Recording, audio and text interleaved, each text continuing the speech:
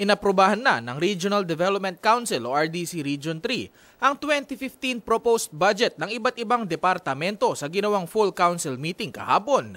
Naunang inaprubahan ang proposed budget ng Department of Science and Technology o DOST Region 3 na nagkakahalaga ng 136,330,000 pesos.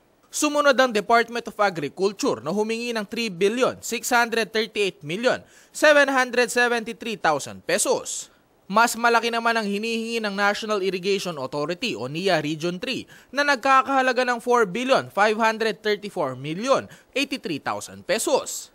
306,129,000 pesos naman ang sa Bureau of Fisheries and Aquatic Resources o BIFAR Region 3.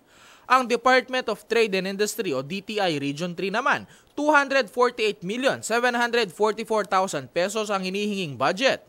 1,275,761,000 pesos naman ang proposed budget ng Department of Environment and Natural Resources o DENR Region 3.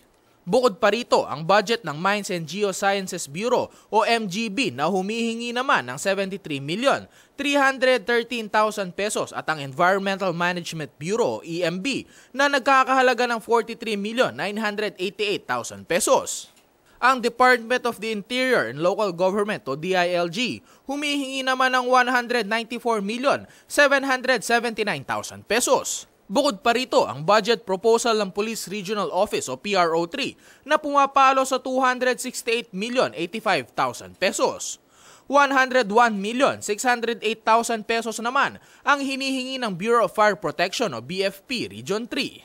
Ang Department of Tourism o DOT Region 3 naman, 30,954,000 pesos ang proposed budget. Ang DAR, 776,650,000 pesos. 5,974,000,000 pesos naman ang hinihingi ng Department of Social Welfare and Development o DSWD Region 3. Malaking bahagi nito ay mapupunta raw sa Social Protection Services ng ahensya. Pinakamalaki naman ang hinihinging pondo ng Department of Education o DepEd na umabot sa 31,515,577,000 pesos. Ang TESDA naman, 403,573,000 pesos ang hinihinging budget. 18,669,000 pesos naman ang proposed budget ng Commission on Higher Education o CHED. Bukod pa dito ang proposed budget ng 12 state universities sa Central Luzon na umabot sa 4,281,382 pesos. 285,688,000 pesos naman ang proposed budget ng Department of Labor and Employment o DOLE. Kahuli-hulihan namang inaprobahan ang budget proposal ng Land Transportation Office o LTO na umabot sa 347,034,000 pesos at ang sa Department of Public Works and Highways o DPWH Region 3 na nasa 12,707,000,000 pesos. Ididiretso ng mga ahensya sa kani-kanilang central offices ang mga proposed budget. Ang mga ito naman ang magsusumite sa Department of Budget and Management o DBM. Pagkatapos itong makolekta ng DBM, ay saka naman ito isusumite sa Kongreso para sa pag-aproba at deliberasyon.